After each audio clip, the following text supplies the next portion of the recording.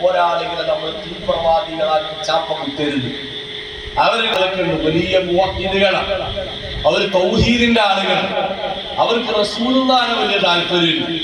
അള്ളാഹു പറയും, അവരുടെ പ്രമേയം തന്നെ അള്ളാഹുവാണ്.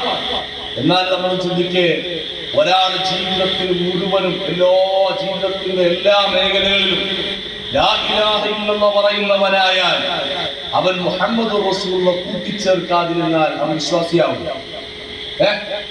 ലാ ഇലാഹ ഇല്ലല്ലാഹ് നമ്മൾ ഉറപ്പിച്ച് ഇനി വേറെ ഒന്നിനും നമുക്ക് ബന്ധമില്ല, പക്ഷേ മുഹമ്മദ് റസൂലുള്ളാഹിനെ കൂട്ടി പറയാതിരുന്നാൽ അവൻ വിശ്വാസിയാവില്ല. അല്ലാഹു കാക്കട്ടെ. അല്ലേ? അശ്ഹദു അല്ലാ ഇലാഹ ഇല്ലല്ലാഹ് എന്ന് ഒരാൾ മനസ്സിൽ ഉറപ്പിച്ചു പറഞ്ഞാൽ അവൻ പൂർണ്ണ വിശ്വാസിയായോ? ആവില്ല. കൂട്ടത്തിൽ എന്ന് പറയണം, വഅശ്ഹദു അന്ന മുഹമ്മദർ റസൂലുള്ളാഹ്. എന്റെ റസൂലാണ് മുഹമ്മദ് റസൂലുള്ളാഹി തങ്ങൾ, എന്റെ റസൂലാണെന്ന് കൂടെ പറയണം. നോക്ക്, നമ്മുടെ നാട്ടിലൊക്കെ നമ്മുടെ ചെറിയ മക്കളൊക്കെ നബിദിനം ആഘോഷിക്കുമ്പോൾ ചില ആളുകൾ പച്ചയായിട്ട് വിമർശിക്കും. അല്ലാഹു കാക്കട്ടെ. അവർക്ക് അപ്പൊരു ഹാലളപ്പോൾ നോട്ടീസ്, വാൾ പോസ്റ്റ്, മെസ്സേജ്, ഇതൊക്കെ ആളുകൾ സജീവമായിട്ട് ഇറങ്ങും. എല്ലാവരും ഇവരുടെ വീട്ടിൽ മക്കളുടെ ബർത്ത്ഡേ, പെൺമക്കളുടെ കല്യാണം, അതിനെ കൂട്ടിക്കൊണ്ടുപോക്ക്, തിരിച്ചു കൊണ്ടുപോയാക്ക്, ഇതൊന്നും പ്രമാണത്തിലുള്ളതല്ല. ആണോ? ആണോ? ആണോ?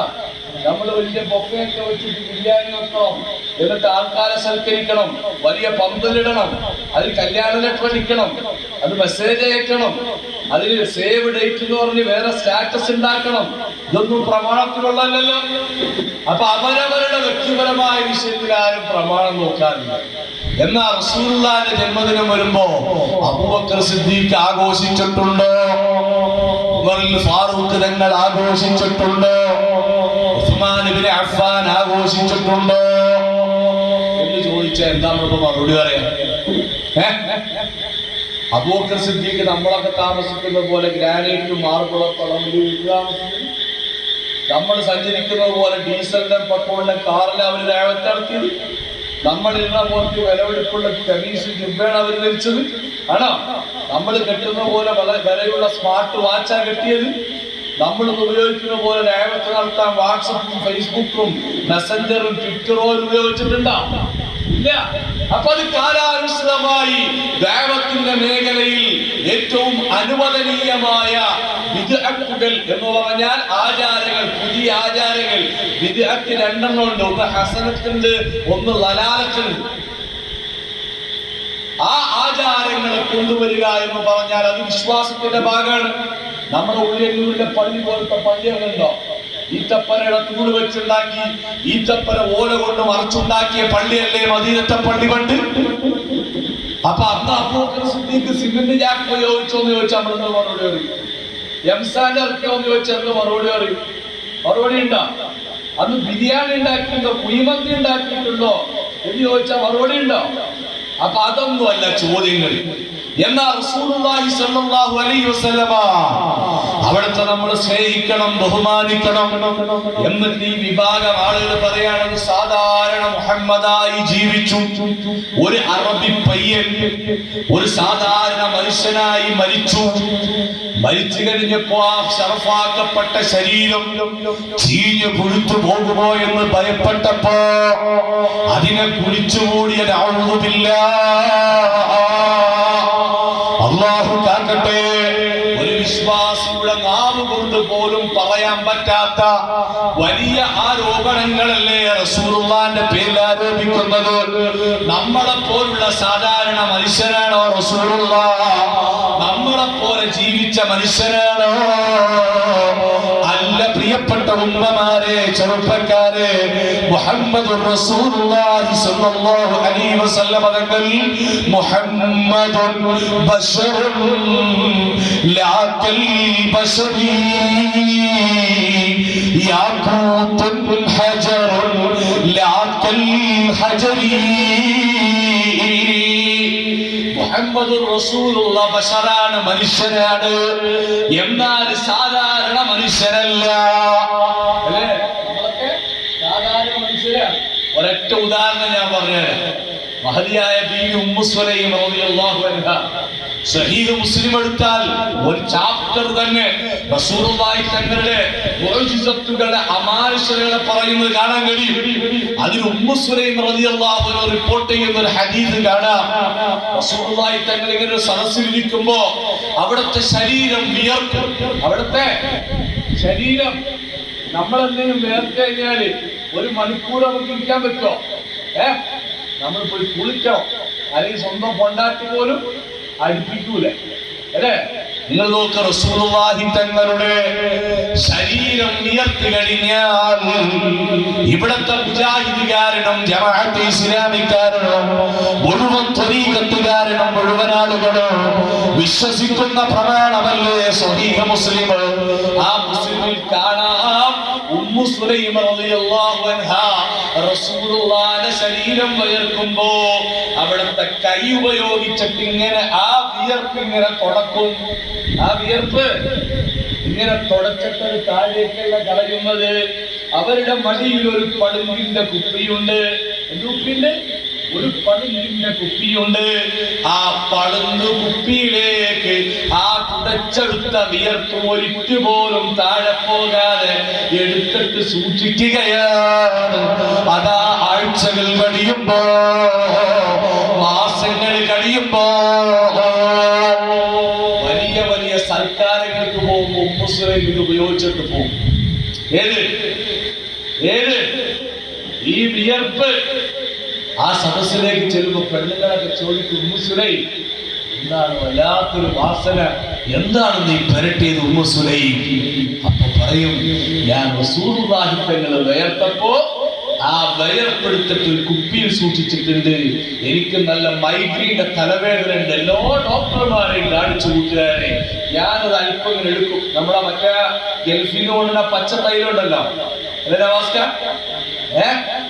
കോടാലി, ആ കോടാലി എടുക്കുന്ന പോലെ അല്പം എടുത്തിട്ട് ഞാൻ രണ്ട് സൈഡിലും പരത്തിയാൽ സുബ്ഹാനല്ലാഹ് എന്റെ അസുഖം മാറും. ഞാൻ സുഗന്ധത്തിനായി ഉപയോഗിക്കും. എന്റെ മക്കൾക്ക് പ്രയാസം വരുമ്പോ അത് ഞാൻ പ്രയാസത്തിന് പരിഹാരമായി ഉപയോഗിക്കും. മാഷാ അല്ലാഹ്, നമ്മുടെ വേർപ്പ് നമ്മുടെ ഭാര്യമാര് പോലും സഹിക്കോ? ഇല്ല. ഇനി ഒരു ചരിത്രം ഞാൻ പറഞ്ഞറിയാം.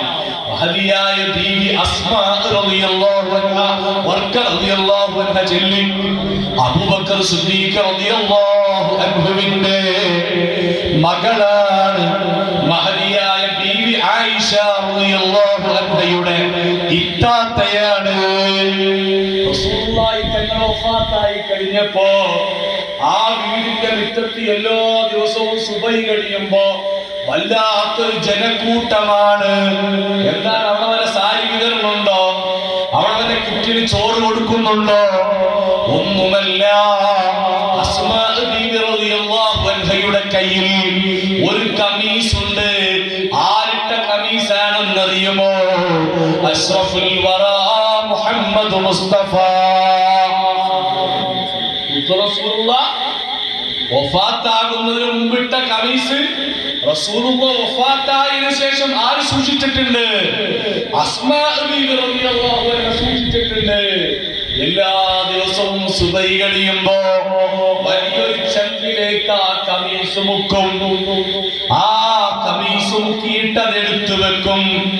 ആ മുക്കിയ വെള്ളം വാങ്ങാൻ വരുന്നത് മതം തിരിയാത്തവരല്ല, പ്രമാണം മനസ്സിലാക്കാത്തവരല്ല.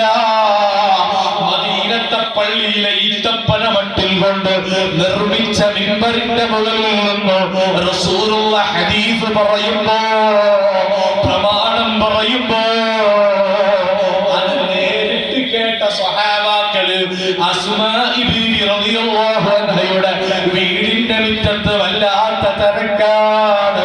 അതിൽ ക്യാൻസർ രോഗികളുണ്ട്, പക്ഷപാതം പിടിപെട്ടവരുണ്ട്, അറിയാത്ത പ്രയാസമുള്ളവരുണ്ട്. എന്നിട്ട് ആ വെള്ളം കൊണ്ടുപോയി അതാ രോഗശമനത്തിന് ഉപയോഗിച്ചിരുന്നു.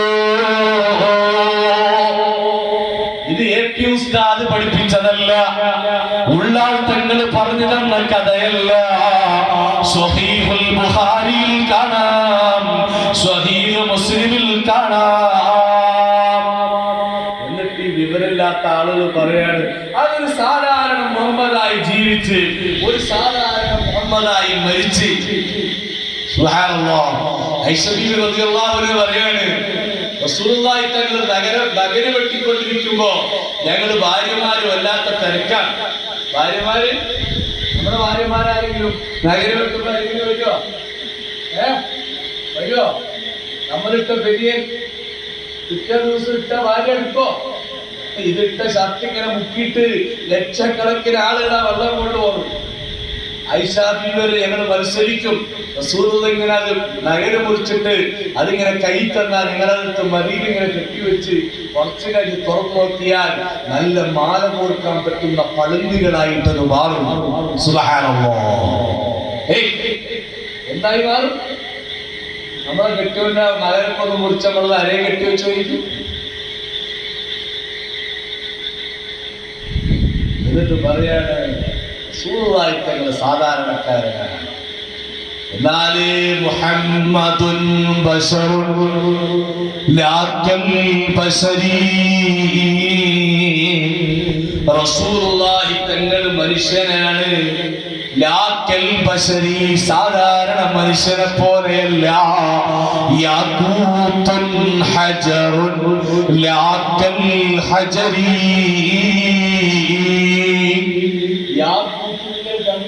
യാക്കൂത്ത്, അത് യാക്കൂത്തിന് നമ്മൾ പറയും യാക്കൂത്ത് കല്ലാണ്, ഭരതക്കല്ലാണ്, ഇന്ദ്രനീലം കല്ലാണ്, വൈഡൂര്യം കല്ലാണ്. പക്ഷെ അതിൻ്റെയൊക്കെ വില എത്രയാണ്? വൈഡൂര്യം കൊണ്ടുവന്നിട്ട് നമ്മുടെ നാട്ടില് വെറ്റിലിറക്കുന്നത് പോലെ നമ്മളെ ഇറക്കിടാറുണ്ടോ? ഇറക്കോ? അമ്മിക്കല്ല് പുറത്തു വച്ചേക്കണ പോലെ വൈഡൂര്യക്കല്ല് വെക്കോ? ഇന്ദ്രനീലത്തിന്റെ കല്ല് വെക്കോ? മരതകത്തിന്റെ കല്ല് വെക്കോ? മാണിക്യത്തിന്റെ കല്ല് വെക്കോ? അതൊക്കെയും കല്ലാണ്. പക്ഷേ യാഖൂത്ത് കല്ലാണ്, സാധാരണ കല്ലിനെ പോലെയല്ല. മുഹമ്മദ് റസൂലുള്ള മനുഷ്യനാണ്, സാധാരണ മനുഷ്യനെ പോലെയല്ല. ഹബീബിനോടുള്ള മഹബ്ബത്ത് നമുക്ക് ഏറ്റിത്തരട്ടെ. റസൂലുള്ളയോടുള്ള ഇഷ്ടം അല്ലാഹു ഏറ്റിത്തരട്ടെ. സ്നേഹം അല്ലാഹു നമുക്ക് ഏറ്റിത്തരട്ടെ. നമ്മുടെ ഈ ദുഷിച്ചുപോയ ദുർബലമായ ഹൃദയത്തിൽ ഹബീബിനോടുള്ള അനുരാഗമിട്ട് അല്ലാഹു നമ്മുടെ ഈമാനിന്റെ ദൃഢത നൽകുമാറാവട്ടെ. വല്ലാത്ത ഈമാനല്ലേ പ്രിയപ്പെട്ടവരെ നമ്മുടെ മുൻഗാമികൾക്കുണ്ടായത്. സയ്യിദുനാ അബൂബക്കർ സിദ്ദീഖ് അവ്വലു മൻ ആമന ബി അബൂബക്കർ, അവ്വലു മൻ സദ്ദഖനി അബൂബക്കർ, അവ്വലു മൻ യദ്ഖുൽ ജന്നത മിൻ ഉമ്മത്തി അബൂബക്കർ. ആദ്യമായി എന്നെ വിശ്വസിച്ചവൻ അബൂബക്കറാണ്. ആദ്യമായി എന്നെ ഇഷ്ടപ്പെട്ടത് അബൂബക്കറാണ്. എന്റെ ഉമ്മത്തിന്റെ കൂട്ടത്തിൽ നിന്ന് ആദ്യമായി സ്വർഗത്തിൽ പോകുന്നത് സയ്യിദുനാ അബൂബക്കർ സിദ്ദീഖ്. അല്ലാഹുവിന്റെ റസൂലിനെ എത്ര സ്നേഹിച്ചവരാണ്, ഹബീബിനെ എത്ര ഇഷ്ടപ്പെട്ടവരാണ്. എന്റെ ഉളിയന്നൂരിലുള്ള ഉമ്മമാരെ, യുവാക്കളെ, ചെറുപ്പക്കാരെ, അവർക്കൊക്കെയുള്ള ഈമാൻ, അവരൊക്കെയും നിൽക്കേണ്ട മഹ്ശറ, അവർ തൂക്കുന്ന തുലാസ് നമുക്കൊക്കെയും പറയപ്പെട്ടതല്ലേ. അബൂബക്കർ സിദ്ദീഖ് റളിയല്ലാഹു അൻഹുവിന്റെ ഈമാൻ തുലാസിന്റെ ഒരു ഭാഗത്ത് വെച്ചിട്ട് ലോകത്തെ മുഴുവൻ മുഅ്മിനീങ്ങൾ അതില് സയ്യിദുൽ ഉമർ ഫാറൂഖ് ഉണ്ട്, ഉസ്മാൻ ഇബ്നു അഫ്ഫാൻ ഉണ്ട്. ലോകം കണ്ട വലിയ വലിയ ആത്മീയ ജ്ഞാനികളായ ഖുതുബുൽ ഖുതാബ് തങ്ങളുണ്ട്. അങ്ങനെയുള്ള ലോകത്തെ മുഴുവൻ ആളുകളുടെ ഈമാൻ മറ്റൊരു ഭാഗത്ത് വെച്ചാൽ ഏറ്റവും മുന്നിൽ നിൽക്കുന്ന ഈമാൻ ആരുടെ ഈമാന്റെ ഭാരമാണ്? ആരുടേതാണ്? എത്ര വലിയ സ്നേഹം എന്നറിയോ? നമുക്കറിയാം റസൂലുള്ളാഹി തങ്ങള് മക്കയിൽ നിന്ന് മദീനയിലേക്ക് പോയ സാഹചര്യം നമുക്കറിയാം. അക്കാലം അത്രയും അവിടെയുള്ള ആളുകളൊക്കെയും എന്താണ് വിളിച്ചത്? അൽ-അമീൻ. എന്തെങ്കിലും ഒരു പ്രതിസന്ധി വന്നാൽ റസൂലുള്ളാഹിയാണ് പരിഹാരം. അവസാനം മക്കയിലെ ആ കുന്നിന്റെ ചാരത്തേക്ക് റസൂലുള്ളാഹി ജബൽ ഖുബൈസിന്റെ ചാരത്തേക്ക് എല്ലാവരെയും വിളിച്ചു വരുത്തിയിട്ട് പറഞ്ഞു, മക്കളെ 40-40 വർഷമായി നിങ്ങൾ എന്നെ കാണുന്നത്, ഞാൻ എന്റെ ജീവിതത്തിൽ ഒരു തെറ്റ് ചെയ്തതായിട്ട് നിങ്ങൾക്ക് പറയാൻ പറ്റുമോ? എല്ലാവരും പറഞ്ഞു ഇല്ല. ഒരു നുണ പറഞ്ഞതായിട്ട് പറയാൻ പറ്റോ? ഇല്ല. ഒരു അനാവശ്യം പറഞ്ഞതായിട്ട് പറയാൻ പറ്റോ? ഇല്ല. ഒരു തിന്മക്ക് കൂട്ടുന്നതായിട്ട് പറയാൻ പറ്റോ? ഇല്ല. ഈ 40 വർഷത്തെ ജീവിതത്തിന്റെ ഇടയിൽ ഇടപെടുകയും ജീവിച്ച നിങ്ങൾക്ക് എന്നിൽ നിന്ന് ഒരു തിന്മയും പറയാനില്ലെങ്കിൽ ഒരു സത്യം ഞാൻ പറയട്ടെ. ഒരു സത്യം ഞാൻ പറയട്ടെ. എന്താണ് ആ സത്യം? ഞാൻ ഈ രൂപത്തിൽ സൂക്ഷ്മശാലിയായി നിങ്ങളുടെ മുന്നിൽ മാതൃകയുള്ളവനായി ജീവിക്കുവാൻ കാരണക്കാരനായ ഒരു റബ്ബെനിക്കുണ്ട്. ആ റബ്ബിനെ പരിചയപ്പെടുത്താനാണ് നിയുക്തമാക്കിയിട്ടുള്ളത്. അതുകൊണ്ട് പ്രിയപ്പെട്ടവരെ, ഈ കഅബക്കുള്ളിൽ ഇരിക്കുന്ന ലാത്തയും ഉസ്സയും മനാത്തയും ഉൾപ്പെടെ നിങ്ങൾക്ക് ഉപകാരം ചെയ്യാത്ത ബിംബങ്ങളെ നിങ്ങൾ തള്ളണം. അതുകൊണ്ട് നിങ്ങൾ ലാ ഇലാഹ ഇല്ലല്ലാഹ് വിശ്വസിക്കണം. അപ്പോഴാണ് മക്കക്കാരുടെ തനി സ്വഭാവം പുറത്തു വന്നത്. അബൂജഹലും ഉത്ബത്തും ശൈബത്തും ഉൾപ്പെടെയുള്ള മക്ക നാട്ടിലെ മുഴുവൻ എതിരാളികളും റസൂലുള്ളാഹിക്കെതിരെ നിൽക്കുകയാണ്. തബ്ബൽ ലക യാ മുഹമ്മദ് അലിഹാദാ ജമഅതനാ. മുഹമ്മദേ, ഇതിനു വേണ്ടിയാണോ ഞങ്ങളെ വിളിച്ചു കൂട്ടിയത്? പിന്നെ റസൂലുള്ളാഹിക്കെതിരെ അടിയായി. ശരീരത്തിലേക്ക് ചീഞ്ഞളിഞ്ഞ കുടൽ മാറിയിടാൻ തുടങ്ങി, കല്ലെറിയാൻ തുടങ്ങി, ആക്ഷേപങ്ങളായി, പട്ടിണിയായി, പരിവട്ടമായി. റസൂലുള്ളാഹിന്റെ ഒപ്പം നിന്നവർ ഹബീബിന്റെ തലയൊറുക്കാൻ മക്കയിലെ തേർഡ് റേറ്റ് ഗുണ്ടകളുടെ നേതൃത്വത്തിൽ 100 ഇനാം ഒട്ടകം പ്രഖ്യാപിച്ചുകൊണ്ട് ഹബീബിന്റെ തലയൊറുക്കാൻ പോയ സന്ദർഭം നമുക്കറിയാം. റസൂലുള്ളാഹി തങ്ങൾ മക്കയിൽ നിന്ന് നാട് വിട്ടുപോയ സംഭവം അറിയാം. എവിടേക്കാ പോയത്? മദീനയിലേക്കാണ്. 500 കിലോമീറ്റർ അടുത്ത് ദൂരമുള്ള മദീനയിലേക്ക്. റസൂലുള്ളാഹിനെ കൊണ്ടുപോകാൻ കാറില്ല, റസൂലുള്ളാഹിനെ കൊണ്ടുപോകാൻ പ്രത്യേക ഗൺമാന്മാരില്ല, റസൂലുള്ളാഹിനെ കൊണ്ടുപോകാൻ പരവതാനികളില്ല. അവിടെ നിന്ന് ഇറങ്ങിയിട്ട് രാത്രിയിൽ അലിയാരിതങ്ങളുടെ വീട്ടില് റസൂലുള്ളാഹിന്റെ പുതപ്പ് അലിയാരിതങ്ങൾക്ക് പുതപ്പിച്ചിട്ട് അതാ ഒരു പിടി മണ്ണ് വാരുന്നു. സൂറത്ത് യാസീനിലെ വജഅൽനാ മിൻ ബൈനി ഐദീഹിം സദ്ദാ, ആ ആയത്തോതിയിട്ട് ആ മണ്ണിലേക്ക് ഊരിയിട്ട് ശത്രുക്കളുടെ നേരെ എറിഞ്ഞ് റസൂലുള്ളാഹി തങ്ങൾ നടക്കുകയാണ്. ചാലിൽ ചെരുപ്പില്ല. ചുട്ടുപടുത്ത കാലത്ത് സൗദിയിൽ ജീവിച്ച ആളുകൾക്കറിയാം. അതല്ലെങ്കിൽ ഉംറക്ക് പോകുന്ന സമയം നല്ല വെയിലിന്റെ കാലത്താണെങ്കിൽ നമ്മുടെ ചെരുപ്പതാ കാണാതെ പോയിട്ടുണ്ട് എങ്കിൽ അവിടെ നിന്ന് നമ്മുടെ റൂമിലേക്ക് ഒരു നടത്തമുണ്ട്. വല്ലാത്തൊരു നടത്തമാണ്. ആ ചുട്ടുപടുത്ത മാർബിളിൽ തുള്ളി തുള്ളി ചാടിപ്പോകുന്ന രംഗം അത് വല്ലാത്തൊരു അനുഭവമല്ലേ? എന്നാൽ റസൂലുള്ളാഹി തങ്ങൾ നടക്കുന്നത് മാർബിളിന്റെ തറയിലൂടെയല്ല. തണൽ വിരിക്കാൻ തണൽ മരങ്ങളില്ല, വെള്ളം നൽകാൻ കൂട്ടത്തിൽ ആരുമില്ല. ചുട്ടുപഴുത്ത കരിങ്കൽ ചീളുകളിലൂടെ നടക്കുകയാണ്. കുറെ ഓടും, കുറെ നടക്കും, കിടച്ച് കഴിയുമ്പോയിരിക്കും. അപ്പോഴാണ് അബൂബക്കർ സിദ്ദീഖ് റളിയല്ലാഹു അൻഹു കൈ പിടിച്ചിട്ട് പറയും, നബിയേ, ഇരുന്ന് പോയാൽ പ്രയാസമാണ്, പിന്നിലൂടെ ശത്രുക്കൾ വരുന്നുണ്ട് നബിയേ. റസൂലുള്ളാഹിന്റെ കൈ പിടിച്ചിട്ടോടുന്ന രംഗം വല്ലാത്ത രംഗമാ. ഉളിയന്നൂരിലുള്ള ഉമ്മമാരെ, യുവാക്കളെ, ചെറുപ്പക്കാരെ, 14 നൂറ്റാണ്ടുകൾക്കിപ്പുറം നമ്മൾ ഈ തൊപ്പിയിട്ട് തലപ്പാവണിഞ്ഞിട്ട് താടി വെച്ചിട്ട് മുസ്ലിമായി ജീവിക്കാൻ നമുക്ക് ചങ്ങലയായി കൈമാറിപ്പോന്ന ലാ ഇലാഹ ഇല്ലല്ലാഹ് എന്ന പരിശുദ്ധമായ കലിമത്തു തൗഹീദിന്റെ സമസ്ഥാപനത്തിന് വേണ്ടിയാണ് റസൂലുള്ളാഹി തങ്ങൾ ഓടിയത്. അവിടെ അഡ്ജസ്റ്റ്മെന്റ് പറഞ്ഞില്ലേ? അവിടെ മക്കൾക്ക് മുഴുവൻ വട്ടം കൂടിയില്ലേ? ഖുറൈശികൾ പറഞ്ഞില്ലേ, മുഹമ്മദേ പെണ്ണ് വേണോ, കുടുംബം വേണോ, സമ്പത്ത് വേണോ, ഈ നാട്ടിലെ വലിയ വലിയ സൗകര്യങ്ങൾ നിനക്ക് വേണോ? റസൂലുള്ളാഹി പറഞ്ഞു, അതൊന്നും എനിക്ക് വേണ്ട. ഒരു കയ്യിൽ ചന്ദ്രനും മറുകൈയിൽ സൂര്യനും തന്നാലും ഞാൻ എന്റെ ആദർശത്തിൽ നിന്ന് പിന്നോട്ടില്ല. റസൂലുള്ളാഹി തങ്ങൾ പ്രഖ്യാപിക്കുന്നു, നിങ്ങൾ നോക്കാ, യാത്ര വല്ലാത്ത യാത്രയാണ്. ഉംറയ്ക്ക് പോയ ആളുകളുണ്ടെങ്കിൽ ഒന്ന് കൈമുട്ടിക്ക്. ഉംറയ്ക്ക് പോയവര് നിങ്ങൾ ആരെങ്കിലും വാറ് സൗർ ഗുഹ കണ്ടിട്ടുണ്ടോ? കൈമുട്ടിക്ക്. റസൂലുള്ളാഹി തങ്ങൾ ഇരുന്ന ഗുഹ, ആ മനുഷ്യൻ പോയിട്ടില്ല, കേട്ടിട്ടുണ്ടോ? ഓടിക്കേട്ടിട്ടുണ്ടോ? അല്ലാഹു നമുക്ക് തൗഫീഖ് നൽകട്ടെ.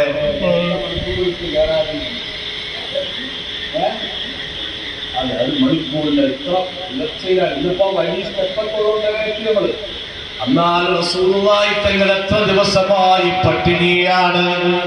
കാലിൽ ചെരുപ്പില് നമ്മളോട് പോയിറങ്ങിയ ഫ്രണ്ട്സിന്റെ വോൾവോ വലിയ വലിയ ടൂറിസ്റ്റ് ബസ്സിലാണ് താഴ്ത്ത് പോയിറങ്ങിയത്.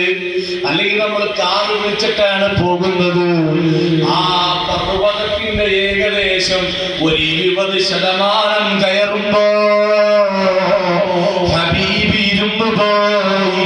അബൂബക്കർ സിദ്ദീഖിന്റെ കൈ പിടിച്ചിട്ട് പറയുന്നു, യാ അബൂബക്കർ, ഇനി ഒരു അടി മുന്നോട്ടില്ല, എനിക്ക് നടക്കാൻ പറ്റുന്നില്ല, എനിക്ക് വല്ലാതെ വേദനയാകുന്നു.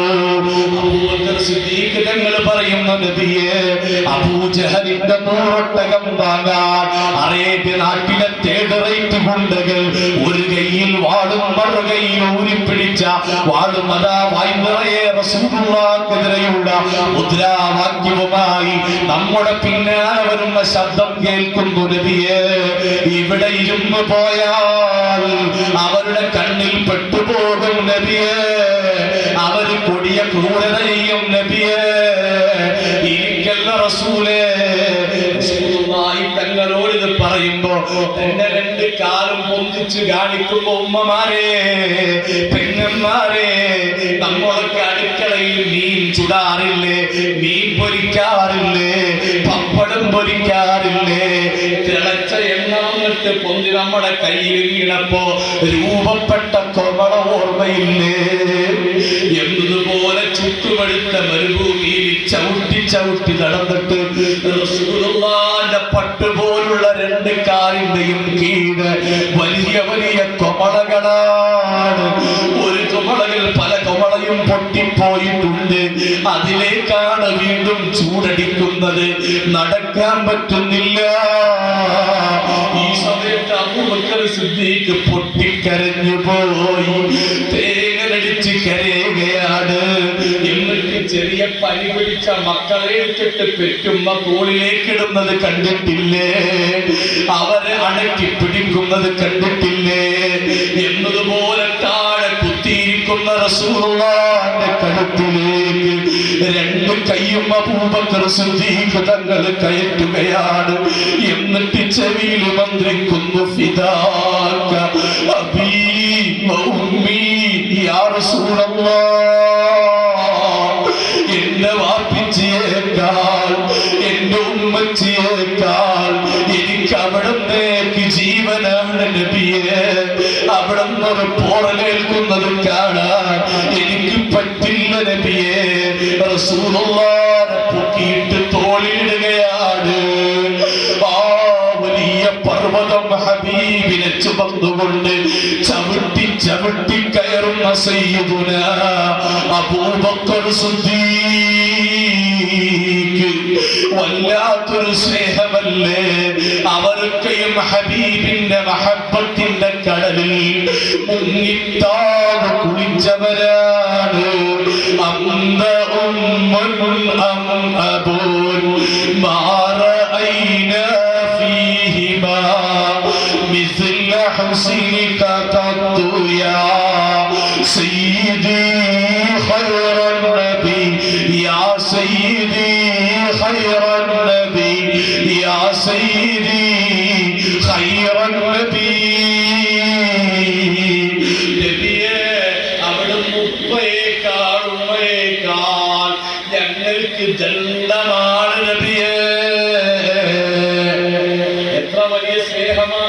പ്രിയപ്പെട്ടവരെ, സയ്യിദുന അബൂബക്കർ സിദ്ദീഖ് തങ്ങൾ കൊടുത്തത്, ഉമറുൽ ഫാറൂഖ് തങ്ങൾ കൊടുത്തത്, ഉസ്മാൻ ഇബ്നു അഫ്ഫാൻ തങ്ങൾ കൊടുത്തത്, ഉഹദിന്റെ രണഭൂമിയിൽ വലിയ കൊടിയ യുദ്ധം നടക്കുകയാണ്. മദീനയിലേക്ക് വല്ലാത്തൊരു സന്ദേശം പകർന്നു പോയി. മുഹമ്മദ് റസൂലുള്ളാഹിനെ ശത്രുക്കൾ കൊലപ്പെടുത്തിയെന്ന സന്ദേശം. അപ്പോഴാ വാവിട്ടിങ്ങനെ പെണ്ണുങ്ങൾ കരഞ്ഞോടുകയാണ്. വാ മുഹമ്മദാ, ഞങ്ങളുടെ ഹബീബ് എവിടെ, റസൂലുള്ള എവിടെ? അപ്പോഴാണ് ഉമ്മയെ കണ്ടിട്ട് ഒരു സഹാബി പറയുന്നു, ഉമ്മ, നിങ്ങളുടെ 2 മക്കൾ ഉഹദിന്റെ രണഭൂമിയിൽ മരിച്ചുമ്മ. നിങ്ങളുടെ 2 മക്കൾ ഉഹദിന്റെ രണഭൂമിയിൽ മരിച്ചു പോയുമ്മ. ഉമ്മയോട് പറയുമ്പോ ഉമ്മ പറയുന്നു, എന്റെ മക്കൾ എനിക്ക് പ്രശ്നമല്ല, എന്റെ നേതാവ് എവിടെയാണ്, എന്റെ റസൂലുള്ള എവിടെയാണ്? സ്വന്തം മക്കൾ മരിച്ചിട്ട് പോലും അത് പ്രശ്നമല്ലെന്ന് പറഞ്ഞ ഹബീബിന് വേണ്ടി വാവിട്ട് നിലവിളിച്ച് ഉമ്മമാര് വരുന്ന മഹ്ശറയിൽ നമ്മുടെ സ്നേഹം അളക്കുമ്പോ, ഉളിയന്നൂരിലുള്ള പ്രിയപ്പെട്ട ഉമ്മമാരെ, യുവതിമാരെ, സഹോദരിമാരെ, നമുക്ക് റസൂലുള്ളാഹിക്ക് കൊടുക്കാൻ എന്താണ് നമ്മുടെ കയ്യിലുള്ളത്? എന്താണ് നാം ശേഖരിച്ചിട്ടുള്ളത്? എന്താണ് ഹബീബിന്റെ മുന്നിൽ നമുക്ക് സമർപ്പിക്കാൻ പറ്റുന്നത്? അല്ലാഹ് നമ്മുടെ ഈ മജ്‌ലിസ് അതിനുപകാരപ്പെടുന്ന നല്ല മജ്‌ലിസാക്കട്ടെ. അല്ലാഹു ഹബീബിനോടുള്ള സ്നേഹം നമുക്ക് വർദ്ധിപ്പിക്കട്ടെ. ഏതൊക്കെ വിഷയത്തില് എന്തൊക്കെ നമുക്ക് മാനദണ്ഡമാക്കാൻ പറ്റുമോ അതിനൊക്കെയും ഹബീബാണ് നമുക്ക് വലുതായിട്ട്. ലോകത്ത് നമുക്ക് ഇനി എന്തൊക്കെ വിഷയമുണ്ട്? നിങ്ങൾ ഏത് വിഷയം പറഞ്ഞോ, ഉസ്താദ് ഇന്ന വിഷയം, ലോകത്ത് പാവങ്ങളെ സഹായിച്ചതിൻ്റെ പേരിൽ, അനാഥകൾക്ക് അഭയം നൽകിയതിൻ്റെ പേരിൽ, സ്ത്രീ സമൂഹത്തിന് മോചനം നൽകിയതിൻ്റെ പേരിൽ, അടിമകൾക്ക് മോചനം നൽകിയതിൻ്റെ പേരിൽ, ലോകത്ത് സമത്വമുണ്ടെന്ന് പഠിപ്പിച്ചതിൻ്റെ പേരിൽ, ലോകത്ത് സ്നേഹമെന്തെന്ന് പഠിപ്പിച്ചതിൻ്റെ പേരിൽ, മാതൃകാപരനായ ഭർത്താവായതിൻ്റെ പേരിൽ, വാത്സല്യനിധിയായ പിതാവായതിൻ്റെ പേരിൽ, ഏറ്റവും വലിയ അധ്യാപകനായതിൻ്റെ പേരിൽ, ഏറ്റവും വലിയ സേനാധിപനായതിൻ്റെ പേരിൽ, ഏറ്റവും വലിയ ആരോഗ്യ ദൃഢഗാത്രനായതിൻ്റെ പേരിൽ ലോകത്ത് എന്തൊക്കെ നിങ്ങൾ പറഞ്ഞോ അതിലൊക്കെയും റസൂലുള്ളാഹിന്റെ അപ്പുറത്ത് ആരുമില്ല. ഒരിക്കല് മക്കയിൽ ഒരു വലിയ ഒരു കുണ്ടമുണ്ട്. അതൊക്കെ വളരെ ഇഷ്ടമല്ല അല്ലേ? നമ്മളിങ്ങനെ പഴയ ആൾക്കാർക്ക് ആ ഒരു സ്റ്റെൻഡുള്ളത് കിട്ടണം അല്ലേ? ആ കുണ്ടയുടെ പേര് റുഖാന.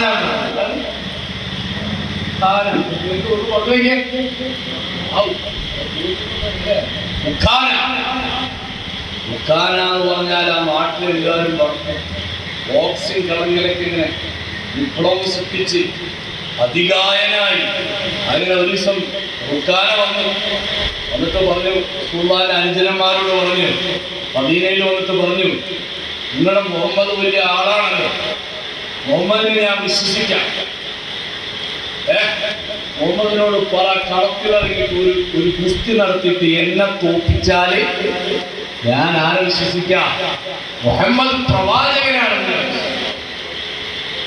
അപ്പൊ ഉമറുൽ ഫാറൂഖ് റളിയല്ലാഹു അൻഹു ധീരനും വീരനും ബിലാൽ വീരനുമാണ്. ഞാൻ മുഹമ്മദിന്റെ അനുയായിപ്പെട്ട ഒരു പാവപ്പെട്ട ആളാ, ഞാനായിട്ട് പോലെ ആകും പറ്റൂല, മുഹമ്മദിനെ തന്നെ കിട്ടണം. അവർക്കറിയാം റസൂലുള്ളാഹിന്റെ അവസ്ഥ. ഒരു ഈത്തപ്പഴത്തിന് ചീര വെച്ച് ജീവിക്കുന്ന ഒരു പാവപ്പെട്ട മനുഷ്യൻ.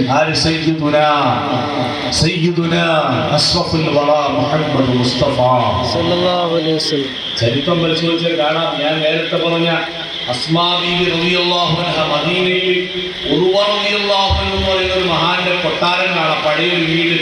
ഉംറക്കൊക്കെ പോകുമ്പോൾ അവിടെ സിയാറത്ത് ചെയ്യാൻ പറ്റും. അസ്മാ റളിയല്ലാഹു അൻഹയുടെ ഭർത്താവാണ്. ആയിഷ ബീവിയുടെ ഇത്താത്തയാണ് അസ്മാ ബീവി. ഒരു ദിവസം ഒരു റസൂലുള്ളാഹി തങ്ങൾ വഫാത്തായി കഴിഞ്ഞപ്പോ അനിയത്തി ഇത്താത്ത കൂട്ടിക്കൊണ്ടു. അങ്ങനെയാണല്ലോ, മരണമൊക്കെ കഴിഞ്ഞ് ഇത്രയൊക്കെ കഴിഞ്ഞ് ഒറ്റപ്പെട്ട് കഴിയുമ്പോ നമ്മുടെ ബന്ധുക്കളൊക്കെ പരസ്പരം കൊണ്ടുപോകും അല്ലെങ്കിൽ വന്നു നിൽക്കും. ആയിഷാ ബീവിയെ കൂട്ടിക്കൊണ്ടുപോയി ഇങ്ങനെ അസ്മാ ബീവി തീരുമാനിച്ചു നല്ലൊരു സൽക്കാരം കൊടുക്കാം. കുറെ നാൾക്ക് അനിയത്തി വന്നാണല്ലോ അല്ലെ, ഒരു വീട്ടുകാരെ അനിയത്തിയും കൊച്ചാപ്പായും മക്കളൊക്കെ വരുമ്പോ നമ്മൾ കോഴി ഇറക്കും, അല്ലെങ്കിൽ കുറച്ച് ബീഫ് വാങ്ങിക്കും, അല്ലെങ്കിൽ ഒരു നെയ്ച്ചോറുണ്ടാക്കും, അല്ലെങ്കിൽ ഒരു മന്തി ഉണ്ടാക്കി പരീക്ഷിച്ചു നോക്കും അല്ലേ. എന്നതുപോലെ അസ്മാ ബീവി തീരുമാനിച്ചു ഏതായാലും കുറച്ച് ആടിന്റെ കഷ്ണങ്ങളുണ്ട്, നമുക്ക് ആയിഷാ ബീവിക്ക് നല്ലൊരു ഭക്ഷണം ഉണ്ടാക്കണം. അങ്ങനെ അന്ന് വന്നതിന്റെ പിറ്റേ ദിവസം രാവിലെ കുറച്ച് ചപ്പാത്തിയും മട്ടൻ കറിയൊക്കെ കൊണ്ടുവന്നിട്ട് ആയിഷാ ബീവിയെ സൽക്കരിക്കാൻ. അപ്പൊ കാണാം ആയിഷാ ബീവി ആ ചപ്പാത്തിയുടെ കൂട്ടത്തില് ഒരു ചപ്പാത്തി ഇങ്ങനെ ഒരു ചപ്പാത്തി എടുത്തിട്ട് അതിങ്ങനെ മടക്കി പിടിച്ചിട്ട് ചുണ്ടിനോട് ചേർത്ത് വെച്ചിട്ട് പൊട്ടിക്കരയാണ്. അമ്മമാര് ശരിക്കും ശ്രദ്ധിക്കണം, പൊട്ടിക്കരയാണ്. ആര്? ആയിഷാ ബീവി റളിയല്ലാഹു അൻഹാ. അസ്മാ ബീവി റളിയല്ലാഹു അൻഹ ചെന്നിട്ട് ചോദിച്ചു, എന്താണ് ആയിഷ, നിനക്ക് ഞാൻ ഉണ്ടാക്കിയ ഭക്ഷണം ഇഷ്ടപ്പെടാത്തത് കൊണ്ടാണോ നീ ഇങ്ങനെ കരയുന്നത് എന്താണ്? അപ്പോഴാണ് മഹതിയായ ബീവി ആയിഷ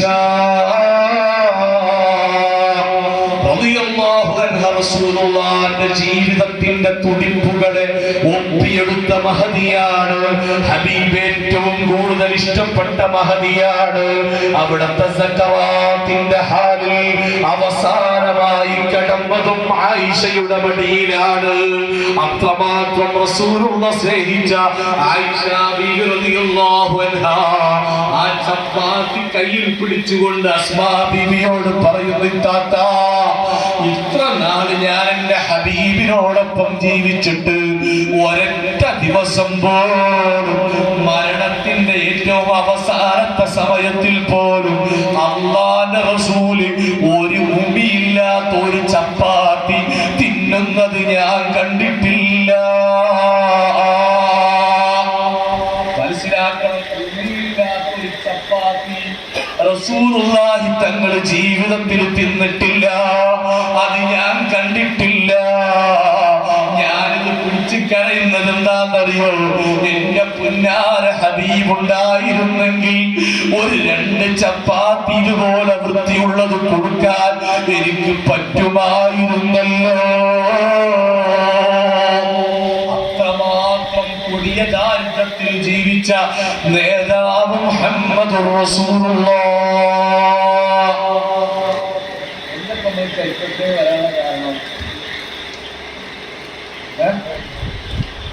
കാരണ പറഞ്ഞപ്പോഴല്ലേ ഞാൻ നിങ്ങൾക്ക് ആർക്കും മൂടില്ല, മഴ പെയ്തിട്ട. അപ്പൊ റുക്കാന ജഗപോക്കിരിയാണ്. എന്നെയൊക്കെ ഇങ്ങനെ പെരുത്തി ഒട്ടകത്തിന്റെ നെയ്യിങ്ങനെ കഴിച്ച് നല്ല 6 പാക്കിൽ ഇങ്ങനെ വന്നിട്ടാണ് പറയുന്നത്, എന്നെ ഇടിച്ചു തോപ്പിച്ചാല് ഞാൻ മാത്രമല്ല എന്റെ 600 ആളുകളുണ്ട് നമ്മളെ കൂട്ടക്കാർ, അവർ മുഴുവനും അശ്ഹദു അല്ലാ ഇലാഹ ഇല്ലല്ലാഹ് ചൊല്ലും. ഉമറുൽ ഫാറൂഖ് പറഞ്ഞു, ഞാൻ വരാം മുന്നിൽ അരിയാൻ പറഞ്ഞു, ഞാൻ വരാം. പറ്റൂല, മുഹമ്മദ് തന്നെ ഏറ്റുമുട്ടണം. അറിയാമല്ലോ റസൂലുള്ളാഹിന്റെ ആരോഗ്യാവസ്ഥ. എല്ലാ സ്വഹാബാക്കളും പോയിട്ട് ഈ വിഷയം പറഞ്ഞപ്പോ റസൂലുള്ളാഹി തങ്ങൾ ഉഷാറായി, ഞാൻ റെഡിയാ മക്കളെ, ഞാൻ റെഡിയാണ്. എപ്പോഴാണ് ഡേറ്റ്, ഏത് സമയത്താണ്, ഏത് ഗ്രൗണ്ടിലാണ് തീരുമാനിച്ചത്? കാട്ടുതീ പോലെ പറഞ്ഞു. അറേബ്യ കണ്ട ഏറ്റവും വലിയ ബോക്സിംഗ് ചാമ്പ്യൻ റുഖാനയും മുഹമ്മദ് നബിയും തമ്മിലുള്ള ബോക്സിംഗ് നടക്കാൻ പോകുന്നു. വലിയൊരു മരുഭൂമിയിൽ ഒരു ഭാഗത്ത് റുഖാനയുടെ ആരാധകർ തടിച്ചുകൂടി, മറ്റൊരു ഭാഗത്ത് ഹബീബുന വസയ്യിദുന മുഹമ്മദ് മുസ്തഫ റസൂലുള്ളാഹിന്റെ പാവപ്പെട്ട സ്വഹാബാക്കൾ ഒരുമിച്ചുകൂടി. എല്ലാവരും ആർജവത്തോടെ നിൽക്കാണ്. ആർപ്പുവിളികളുടെ നടുവിലേക്ക് ഹബീബ് സല്ലല്ലാഹു അലൈഹി വസല്ലം അവിടുത്തെ സ്വർണ്ണ വിഭ്രമ പൊഞ്ചുണ്ട് കാണിച്ചുള്ളൊരു ചിരി, ആ ചിരിച്ചുകൊണ്ട് കടന്നു വരുമ്പോ മറ്റൊരു ഭാഗത്തൊരു ബോക്സിംഗ് കളവിലെ ബോക്സിംഗ് ചാമ്പ്യന്റെ അതേ മുഖഭാഗത്തോടെ റുഖാന വേറൊരു ഭാഗത്ത് കൂടി കടന്നു വരികയാണ്. സഹാബാക്കൾ അവസാനത്തെ ഒരു ശ്രമം നടത്തി, ഏറ്റുമുട്ടൽ ഞങ്ങൾ ഏറ്റെടുക്കാം. ഉമറുൽ ഫാറൂഖ് ഇടപെട്ട് നോക്കി, അലിയാര് തങ്ങൾ ഇടപെട്ട് നോക്കി. റുക്കാന പറയുന്നു, നിന്റെ പ്രവാചകന് അല്ലാഹുവിന്റെ പവർ ഉണ്ടോ, അല്ലാഹു നൽകിയ കരുത്തുണ്ടോ എന്നറിയണമെങ്കിൽ എന്നെ അടിച്ചു തോൽപ്പിക്കണം. എന്നാൽ ഞാൻ മാത്രമല്ല, എന്നെ കൂടെ കാണുന്ന ഈ ആപ്പ് വിളിക്കാര് മുഴുവനും അശ്ഹദു അല്ലാ ഇലാഹ ഇല്ലല്ലാഹ് ചൊല്ലും. ഇന്നു മുതൽ ഈ കൂട്ടത്തിലെ ഒരു നിർണായക ശക്തിയായി ഈ റുക്കാന മാറും. റസൂലുള്ളാഹി തങ്ങളും റുക്കാനയും തമ്മിലുള്ള ഏറ്റുമുട്ടലിന്റെ മണി മുഴങ്ങി. റുക്കാന പറഞ്ഞു, വരൂ മുഹമ്മദേ. റസൂലുള്ളാഹി തങ്ങൾ പറഞ്ഞു, നിങ്ങൾ തുടങ്ങിക്കോ, നമുക്കങ്ങനെ ഓടിയൊന്നും പരിചയമില്ല. റുക്കാനയതാ ആ ഒരു വേണ്ട ഒരു ആക്ഷേപിച്ചുകൊണ്ടുള്ള ഒരു പ്രത്യേക ചിരിയുമായിട്ടോ റസൂലുള്ളാഹി തങ്ങളുടെ അരികിലേക്ക് ഒരു പുലിയെ പോലെ പാഞ്ഞെടുക്കുകയാണ്. ഒരു ഭാഗത്ത് റുക്കാനയ്ക്ക് വേണ്ടിയുള്ള വിളി, മറ്റൊരു ഭാഗത്ത് സ്വഹാബാക്കളുടെ ഇടനെഞ്ചു പൊട്ടിയുള്ള പ്രാർത്ഥന. അല്ലാഹ് ഹബീബിന്റെ ഇസ്സത്തിന് നീ കോട്ടം വരുത്തല്ല അല്ലാഹ്, അത്ഭുതകരമായ കരുത്ത് കൊടുക്കണേ അല്ലാഹ്. റുക്കാന ഇങ്ങനെ ചീറി വരുമ്പോ റസൂലുള്ളാഹി തങ്ങൾ അടുത്തില്ല എന്ന ഘട്ടം വന്നപ്പോ തന്റെ നുബുവത്തിന്റെ മുദ്രണമുള്ള കയ്യും ഉയർത്തുകയാണ്. ചീറി വരുന്ന റുക്കാനക്ക് നേരെ കയ്യും മാഞ്ഞമർത്തി കൊടുക്കുന്നു. അല്ലാഹു അക്ബർ. ആ തക്ബീർ കേൾക്കണാണ് ഒരാളിങ്ങനെ പൊന്തിപ്പോയി താഴെ തപ്പേന്ന് പറഞ്ഞ് വീണ് മണ്ണിങ്ങനെ പൊന്തൽ പോത്തിനറക്കാൻ കണ്ടോ, ആ വീഴുമ്പോഴല്ല ആ പൊടി പടക്കണം. നോക്കുമ്പോ കാണാ ഒരൊറ്റ കിക്കിൽ വീണ് കിടക്കുന്നു റുക്കാന. അപ്പോഴാണ് നമ്മുടെ പണ്ട് മദ്രസയിലൊക്കെ പോകുമ്പോ ആ സൈക്കിളിൽ നിന്ന് വീണുമ്പോൾ ഈ മദ്രസയിലെ മുറ്റത്ത് നമ്മൾ സൈക്കിളിൽ എന്നിട്ട് നല്ല ശൈലി ചെല്ലുമ്പോ ആ ഒരു വീണയപ്പോൾ നമ്മൾ ചിരി, ആ ചിരി ചിരിച്ചിട്ട് മൂപ്പര് പറഞ്ഞു, അതെന്റെ അടവൊന്ന് പഴച്ചതാണ്, ഒരു ചാൻസ് കിട്ടാം. രണ്ടാമത്തെ ചാൻസ് റസൂലുള്ളാഹി വീണ്ടും കൈവച്ചു. മൂന്നാമത്തെ ചാൻസ് റസൂലുള്ളാഹി തങ്ങൾ വീണ്ടും കൈവച്ചു. മൂന്നാമത്തെ ചാൻസിന് നിലം വെട്ടിയപ്പോൾ റസൂലുള്ളാഹിന്റെ ശറഫാക്കപ്പെട്ട കരങ്ങളെ ചുംബിച്ചുകൊണ്ട് റുക്കാന പറഞ്ഞു, ഇതൊരു ഉരുക്കു മനുഷ്യനാണ്. ഈ കൈക്കരുത്തിന്റെ പിന്നിൽ ഒരു അത്ഭുത ശക്തിയുണ്ട്, അത് അല്ലാഹുവാണെന്ന് ഞാൻ വിശ്വസിക്കുന്നു. അശ്ഹദു അല്ലാ ഇലാഹ ഇല്ലല്ലാഹ് വഅശ്ഹദു അന്ന മുഹമ്മദുർ റസൂലുള്ളാഹ്. അതാണ് ഇസ്ലാമിലേക്ക് കടന്നു വന്ന ചരിത്രങ്ങൾ. അങ്ങനെയല്ലേ റുക്കാനയും സുമാമത്തും ബിൻ സാലുമൊക്കെ യമാമയുടെ രാജ്യത്തിന്റെ അധിപന ഇസ്ലാമിലേക്ക് കടന്നു വന്നത് എങ്ങനെയാണ്? അതുകൊണ്ട് ഞാൻ അവസാനിപ്പിക്കുന്ന സഹോദരന്മാരെ, നമ്മൾ റസൂലുള്ളാഹിനെ ഇഷ്ടപ്പെടണം, ഹബീബിനെ ഇഷ്ടപ്പെടണം. ഞാൻ പറഞ്ഞല്ലോ, ലോകത്ത് നമ്മൾ മാനുഷികമായ മൂല്യങ്ങളെ തട്ടിച്ചു നോക്കുന്ന ഏതൊക്കെ വിഷയങ്ങളുണ്ടോ, മനുഷ്യാവകാശ പ്രശ്നങ്ങളുണ്ടോ, ജനകീയ പ്രശ്നങ്ങളുണ്ടോ, ഈ സാമൂഹികമായ ഇടപെടലുകൾ, ഈ രാജ്യത്തെ ജീവജാലങ്ങൾ, സസ്യങ്ങൾ, പ്രകൃതിയുമായി ബന്ധപ്പെട്ടത്, വെള്ളവുമായി ബന്ധപ്പെട്ടത്, പറവകളുമായി ബന്ധപ്പെട്ടത്, എല്ലാത്തിലും ഹബീബുനാ വസീദുനാ മുഹമ്മദുർ റസൂലുള്ളാഹ്. അതുകൊണ്ടാണല്ലോ മൈക്കൽ എച്ച് ഹാർട്ട് അദ്ദേഹത്തിന്റെ ദി 100 എന്ന പുസ്തകം എഴുതിയപ്പോ 100ഓളം പ്രധാനപ്പെട്ട വ്യക്തികളെയാണ് അദ്ദേഹം പഠിച്ചത്. 1-2 ദിവസത്തെ പഠനമല്ല. ആ പുസ്തകം അദ്ദേഹം ആയിരക്കണക്കിന് ആളുകളെ നിരന്തരമായ ഗവേഷണം നടത്തി അവരുടെ ഓരോന്നും അടിത്തറ മുതൽ അവസാനം വരെ പരിശോധിച്ചിട്ട് അവരെ തെരഞ്ഞെടുത്ത് അദ്ദേഹം പ്രത്യേകമായിട്ട് ഫയൽ ചെയ്തിട്ട് ഇതിൽ ആദ്യം വെക്കേണ്ട പേരാരുക. ഇതൊക്കെ എഴുതുമ്പോഴും കർത്താവായ യേശുദേവന്റെ പുരുഷാരോഹണത്തെ ചിത്രീകരിക്കുന്ന കൊന്തമാല മൈക്കൽ എച്ച് ഹാർട്ടിന്റെ നെഞ്ചിൽ തൂങ്ങുന്നുണ്ട്. അദ്ദേഹം വിശ്വസിക്കുന്ന ജീസസ് ഉണ്ട്, അദ്ദേഹം വിശ്വസിക്കുന്ന മോസസ് ഉണ്ട്, അടിമത്തത്തിന്റെ മോചകന്റെ എബ്രഹാം ലിങ്കൻ ഉണ്ട്, ജോർജ് ബെഞ്ചാമൻ ഉണ്ട്. അവരുടെയൊക്കെ പേര് നിരത്തി വെച്ചിട്ട് ഓരോരുത്തരെയും തട്ടിച്ചു നോക്കിയപ്പോ ഒന്നിനൊന്നും മാറ്റില്ലാത്തവൻ ആരുമില്ല. അപ്പൊ കാണാം ഈ 100ലും എല്ലാത്തിലും മാറ്റി തികഞ്ഞ ഒരേ ഒരാളെ കാണാൻ പറ്റി. അദ്ദേഹം 1-ാം നമ്പർ എഴുതി, number 1 prophet Muhammad, perhaps the greatest leader of the world. ഏറ്റവും ലോകം കണ്ട ഏറ്റവും വലിയ അതുല്യ വ്യക്തിത്വത്തിന്റെ ഉടമയാണ്. എല്ലാ ന്യൂനതകളിൽ നിന്നും മാറിയ ആള് മുഹമ്മദ് റസൂലുള്ളാഹ്. അല്ലേ? കാർലിൻ പറഞ്ഞില്ലേ? കാർലിൻ നമ്മൾ സഹീഹുൽ ബുഖാരി മുസ്ലിം ഒക്കെ മാറ്റി വെച്ചിട്ട് കാർലിൻ പറയാണ്, ഇത്രമാത്രം സൂക്ഷ്മമായിട്ട് ചരിത്രം രേഖപ്പെടുത്തി വെച്ച ഒരാളെ ലോകത്ത് കാണാനില്ല. ഇപ്പൊ ഞാൻ ഉദാഹരണത്തിന് മുന്നിലുള്ള നിങ്ങളോട് ചോദിക്കാം, സ്വന്തം വല്യപ്പന്മാരുടെ പേരറിയാവുന്നവരൊന്ന് കൈപൊട്ടിക്കുക. വാപ്പാടെ പേര്, വാപ്പാടെ പേരറിയാവുന്നവര് കൈപൊട്ടിക്കുക. ഒരാൾ നമ്മുടെ ശിവാസിനറിയാം, ഗവാസ്കാർക്ക് അറിയാം, നാലാമത്തെ വാപ്പാട് അറിയും, അള്ളാഹു ബർക്കത്ത് ചെയ്യട്ടെ. അതിന്റെ അപ്പുറത്ത് അഞ്ചാമത്തെ വാപ്പാടെ പേര് ഞാനിപ്പോ റബീഉൽ തുടങ്ങിയപ്പോഴേ ഇവിടെ വൈപ്പിനിൽ മാലിപ്പുറം എന്ന് പറഞ്ഞ സ്ഥലമുണ്ട്, അവിടെ വേദനയുണ്ട്. അങ്ങനെ ആൾക്കാർ പോയി സദസ്സ.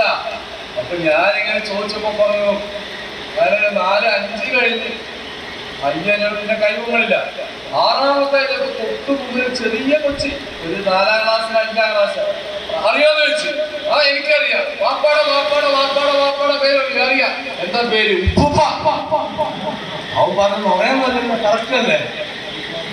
ആ അവൻ പറഞ്ഞു ഉപ്പുപ്പയാണ്,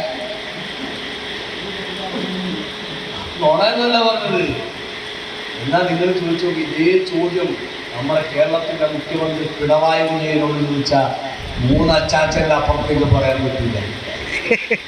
ഇന്ത്യാരാജ്യത്തിന്റെ ഏറ്റവും വലിയ പ്രധാനമന്ത്രി എന്ന് പറയുന്ന നരേന്ദ്ര മോഡിജിയോട് ചോദിച്ചാൽ 4 അച്ചാച്ചന്റെ അപ്പുറത്തേക്ക് പറയാൻ പറ്റില്ല.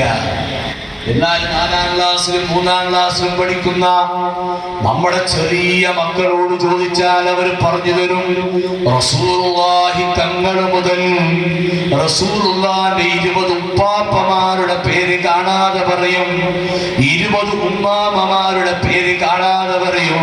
അത് വാട്സപ്പ് കണ്ടുപിടിച്ച കാലത്ത് രേഖപ്പെടുത്തിയതല്ല, കുട്ടംബർഗിന്റെ അച്ചടി യന്ത്രം കണ്ടുപിടിച്ച കാലത്ത് രേഖപ്പെടുത്തിയതല്ല. കല്ലിലും നെല്ലിലുമൊക്കെ രേഖപ്പെടുത്തുന്നതിന് മുമ്പ് ചരിത്രത്തിൽ കൃത്യമായ പരമ്പര രേഖപ്പെട്ട ഒരേ ഒരു നേതാവ് മുഹമ്മദ് മുസ്തഫ. ഉറക്ക സ്വലാത്ത് ചൊല്ലിക്കോ, മുഹമ്മദ് മുസ്തഫ. ലോകത്തിന്റെ നേതാവ് മുഹമ്മദ് മുസ്തഫ. മദീനയുടെ രാജാവ് മുഹമ്മദ് മുസ്തഫ. വിശ്വാസി ജനകോടികളുടെ ജേതാവ് മുഹമ്മദ് മുസ്തഫ സല്ലല്ലാഹു അലൈഹി വസല്ലം. അവിടെ നിങ്ങളോട് തന്നെ നേതൃത്വം അബ്ദുർ റഊഫ് തങ്ങൾ, നമുക്ക് നേതൃത്വം നൽകുന്ന സയ്യിദ് ഇബ്രാഹിം ഖലീൽ തങ്ങള്, മഹാനായ സയ്യിദ് അലി ബാഫഖി തങ്ങള്, പാണക്കാട് സയ്യിദ് ഹൈദർ അലി, സയ്യിദ് സ്വാദിഖ് അലി ശിഹാബ് തങ്ങള്, അങ്ങനെ എത്ര തങ്ങന്മാരുണ്ട്. ആ തങ്ങന്മാരോട് ചോദിച്ചാൽ അവരുടെ 44 ഉപ്പാപ്പമാരുടെ പേരെണ്ണിത്തരും. 41ാമത്തെയും 42ാമത്തെയും 44ാമത്തെയും ഒക്കെ ഉപ്പാപ്പ ആരാണ്? റഹ്മത്തുൽ ലിൽ ആലമീൻ മുഹമ്മദ് മുസ്തഫ. അതുകൊണ്ടല്ലേ കാലം പറഞ്ഞത്, every event of whose life was be carefully recorded and minute details. ഏറ്റവും ചെറിയ ഡീറ്റെയിൽസ് വരെ കൃത്യമായി രേഖപ്പെട്ടിട്ടുള്ള ഒരേ ഒരു നേതാവേ ലോകത്തിൽ ജനിച്ചിട്ടുള്ളൂ. ഇനി ഒരേ ഒരു നേതാവേ ലോകത്തിൽ ജനിച്ചിട്ടുള്ളൂ. ഇനി അങ്ങനെ ഒരു നേതാവ് ജനിക്കാനുമില്ല. അത് മുഹമ്മദ് റസൂലുള്ളാഹ്. എന്നിട്ട് അതേ ഉദാഹരണം പറഞ്ഞെന്താണെന്നറിയോ? ഇത് എന്റെ മുമ്പിലിരിക്കുന്ന ഏകദേശം ആൾക്കാരൊക്കെ നരച്ച ആൾക്കാരാണ് അല്ലേ? നമുക്ക് ഓർമ്മയുള്ള കാലത്ത് നരവണെങ്കിൽ ജനിച്ചപ്പാരും നരച്ചിട്ടുണ്ടോ? ഇല്ല. നമ്മൾ ജീവിച്ചിരിക്കുമ്പോൾ തന്നെയാണ് നര തുടങ്ങിയത്. നമുക്കൊരു 5 ദിവസത്തെ ചലഞ്ച് ഞാൻ തരാം. എന്താണ് ചലഞ്ച് എന്ന് പറയുന്നത്? നമ്മുടെ ഈ നരച്ച രോഗങ്ങൾ എത്രയാണെന്ന് എണ്ണി തിട്ടപ്പെടും.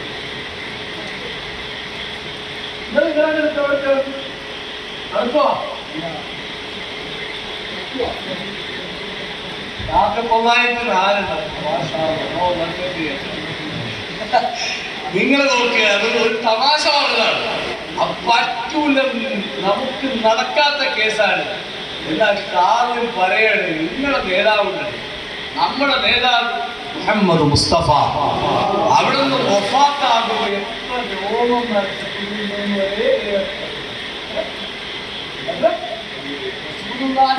വഫാത്താകുന്ന സമയത്ത് എത്ര രോഗം മരച്ചിട്ടുണ്ട് എന്ന് വരെ രേഖപ്പെടുത്തിയിട്ടുണ്ട്.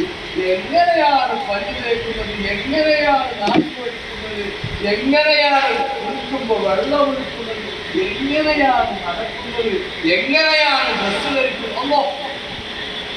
നമ്മുടെ ഭാര്യക്കറിയുമ്പോൾ നമ്മളെ ഇടത്തോട്ടാണോ വലത്തോട്ടാണോ മുൻകൂട്ടി നമ്മുടെ ഭാര്യക്ക് പോലും ചോദിച്ചാൽ അല്ലേ. നമ്മൾ 33ാമത്തെ വെഡിങ് ആനിവേഴ്സറിക്ക് കേക്കൊക്കെ കൊടുത്ത ആൾക്കാരാണ്. പക്ഷെ നമ്മൾ തുണി കൊടുക്കണ എങ്ങനെയാണ് ആർക്കും പോലും അറിയില്ല. ശരിയല്ലേ അല്ലേ? എന്നാൽ ലോകത്തിന്റെ നേതാവ് അഷ്റഫുൽ വറ മുഹമ്മദ് മുസ്തഫ മുഹമ്മദ് മുസ്തഫ. ഇനി ഇതിന്റെ അപ്പുറത്തേക്ക് നമ്മൾ ആരെ കേൾക്കുമ്പോഴാണ് നമുക്ക് ആവേശം വരുന്നത്? മുഹമ്മദ് മുസ്തഫ. ആ മുത്ത് റസൂലുള്ളാഹിന്റെ ജീവിതം മുഴുവനും കൃത്യമായിട്ട് ഒപ്പിയെടുക്കപ്പെട്ടിരിക്കുന്നു. അതുകൊണ്ട് ആ ഹബീബിനെ നമ്മൾ സ്നേഹിക്കണം. വളരെ വശമായ കാലത്താണ് നമ്മൾ ജീവിക്കുന്നത്. ഈമാൻ നഷ്ടപ്പെട്ടുകൊണ്ടിരിക്കാൻ ഓരോ സെക്കൻഡിലും അടിക്കടി പരീക്ഷണങ്ങളാണ്. വാസയുടെ മുനമ്പിൽ ഈ പട്ടപ്പാതിരാത്രി ഒരിറ്റ് വെള്ളത്തിന് വേണ്ടി ദാഹിക്കുന്ന ലക്ഷക്കണക്കിന് മനുഷ്യമക്കൾ ചുടുചോരമാ ചാലിട്ടൊഴുകുമ്പോ, ഭക്ഷണത്തിന് വേണ്ടി കഷ്ടപ്പെടുമ്പോ, സ്വന്തം മണ്ണിന് വേണ്ടി പോരാടുമ്പോ അവരനുഭവിക്കുന്ന കൊടിയ പീഡനങ്ങൾക്ക് പിന്നിൽ ഒരു പക്ഷേ നമ്മളൊക്കെ ചെയ്തു കൂട്ടുന്ന നെറികേടുകളുടെ പരീക്ഷണങ്ങളാണ്. എത്ര ആളുകളാണ് അത് കണ്ടില്ലേ? മണിപ്പൂരിൽ, അത് കഴിഞ്ഞിട്ട് ഇപ്പൊ അടുത്ത് ഹരിയാനയിൽ, നൂഹ് ജില്ല എന്ന് പറഞ്ഞാല് നമ്മൾ മനസ്സിലാക്കണം. ഞാൻ 2 or 3 വട്ടം ആ സ്ഥലത്ത് പോയിട്ടുണ്ട്. അവിടെയാണ് റോഹിംഗ്യൻ അഭയാർത്ഥികൾ താമസിക്കുന്നത്. നമ്മൾ അശ്വരികളൊക്കെ മക്കൾ പണ്ട് തുണിയും ഭക്ഷണമൊക്കെ ശേഖരിച്ചു കൊണ്ടുപോയി കൊടുത്ത സ്ഥലം നൂഹ് ജില്ല. കൈയും കാലും കണ്ണൊക്കെ ഈ മ്യാൻമാറിൽ നിന്ന് കുത്തി മാറ്റിയിട്ട് അറബിക്കടലിലേക്ക് തള്ളിയിട്ടിട്ട് നീന്തിക്കേറി വന്ന ആയിരക്കണക്കിന് ഉമ്മമാരും മക്കളും ഒക്കെ താമസിക്കുന്ന വലിയ അഭയാർത്ഥി ക്യാമ്പുള്ള സ്ഥലമാണ് ഈ മഹവാത്തിലെ നൂഹ് ജില്ലയിലെ മഹവാത്ത് എന്ന് പറയുന്ന സ്ഥലം. വല്ലാത്ത രംഗാണ് അവിടെ. ആ ജില്ല എന്ന് പറഞ്ഞാൽ മലപ്പുറം ജില്ലയേക്കാൾ ഏറ്റവും കൂടുതൽ മുസ്ലിങ്ങളുള്ള 75% മുസ്ലിങ്ങൾ തിങ്ങി താമസിക്കുന്ന നമ്മുടെ പെരുമ്പാവൂർ പോലെയുള്ള വലിയൊരു ബിസിനസ് പട്ടണമാണ് ഈ നൂഹ് ജില്ലയുടെ ഈ ടൗൺ. അത് മുഴുവനും രാത്രി വന്ന് എണ്ണ ഒഴിച്ചിട്ട് ബുൾഡോസർ ഒഴിച്ച് അടിച്ച് പൊളിച്ച് മാന്തി മാറ്റി കളഞ്ഞു. അവരൊക്കെ വീട് കത്തിച്ച് നാട് കടക്കുന്നത് ഇപ്പോ ഈ അടുത്തല്ലേ. പരീക്ഷണങ്ങൾ തിരികെ എല്ലാ പരീക്ഷണങ്ങളുടെയും മുന്നിൽ നമ്മുടെ മുൻഗാമികൾ അതിജീവിച്ചിരുന്നത് തഖ്വയിലൂടെയും ഈമാനിലൂടെയാണ്. റസൂലുള്ളാഹി തങ്ങൾ പറഞ്ഞു, ആഖിറുസ്സമാനിലെ പരാജയത്തിന്റെ 3 അടയാളം റസൂലുള്ളാഹി എണ്ണിക്കൊണ്ട് പറയാണ്, സയഅതി സമാനുൻ അലാ ഉമ്മത്തി. എന്റെ സമുദായത്തിൽ ഒരു കാലഘട്ടം വരാനുണ്ട്. എന്നാണ് ആ കാലഘട്ടത്തിന്റെ പ്രത്യേകത? റസൂലുള്ളാഹി പറയാൻ, അന്ന് പണത്തിന് കുറവുണ്ടാവില്ല, അധികാരത്തിന് കുറവുണ്ടാവില്ല, പ്രൗഢിക്ക് കുറവുണ്ടാവില്ല, ആരോഗ്യത്തിന് കുറവുണ്ടാവില്ല. മസിൽ പവറുള്ള ആളുകൾ കൂട്ടത്തിലുണ്ടാകാം. ലോകത്തിലെ ഏറ്റവും വലിയ സൈനിക സംവിധാനങ്ങളുള്ള രാജ്യങ്ങൾ മുസ്ലിങ്ങളേതാകാം. പക്ഷേ റസൂലുള്ളാഹി പറയാണ്, ലാ യബ്ഖാ മിനൽ ഇസ്ലാമി ഇല്ലാ ഇസ്മുഹു. ഇസ്ലാമിൽ നിന്ന് പേര് മാത്രം അവശേഷിക്കുന്ന ഒരു കാലഘട്ടം എന്റെ സമുദായത്തിന് വരാനുണ്ടെന്ന് മുഹമ്മദ് മുസ്തഫ അല്ലേ. പേര് മാത്രം അവശേഷിക്കുന്നത് മാത്രമല്ല, കഴിഞ്ഞ റബീഉൽ കഴിഞ്ഞ ഓണത്തിന് നമ്മൾ താത്താമാരൊക്കെ മഫ്ത കുത്തി പട്ടുസാരി കൊടുത്തിട്ട് അവർ തിരുവാതിര കളിച്ചത്.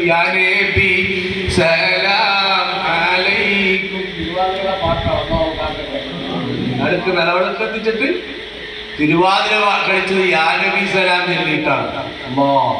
റസൂലുള്ളാഹി പറയാണ്, പേരിന് മാത്രം മുസ്ലിങ്ങളായി ഈ സമുദായത്തിലെ മുസ്ലിമീങ്ങൾ അകപ്പതിക്കും. ഗണേഷ് കുമാർ മുസ്ലിങ്ങൾ സ്കോളർഷിപ്പും ഗവൺമെന്റിന്റെ ഒത്താശയും കിട്ടാൻ പറ്റുന്ന അതിനുവേണ്ടിയുള്ള മുസ്ലിങ്ങളായി മാറും. ഖുർആന്റെ കോപ്പി ഇങ്ങനെ അച്ചടിക്കും. ലോകത്തെ ഏറ്റവും കൂടുതൽ അച്ചടിക്കുന്ന ഗ്രന്ഥം ഏതാ അല്ലേ? നിങ്ങൾ പോയിട്ടില്ലേ മദീനയിലൊക്കെ ഖുർആന്റെ പ്രസ്സില്? കോടിക്കണക്കിന് ഡോളറിന്റെ ഖുർആനാണ് അടിച്ചിറക്കുന്നത്. പക്ഷേ ആ ഖുർആനിന്റെ സത്ത ഉൾക്കൊള്ളുന്ന ഒരു വിഭാഗം ലോകത്തില്ലാതായി പോകും. ഖുർആന്റെ കോപ്പി ഇങ്ങനെ ഷെൽഫുകളിൽ സൂക്ഷിക്കുന്ന കാഴ്ച വസ്തുക്കളായി മാറുന്ന ഒരു ഘട്ടം എന്റെ സമുദായത്തിന് വരും. മുഹമ്മദ് മുസ്തഫ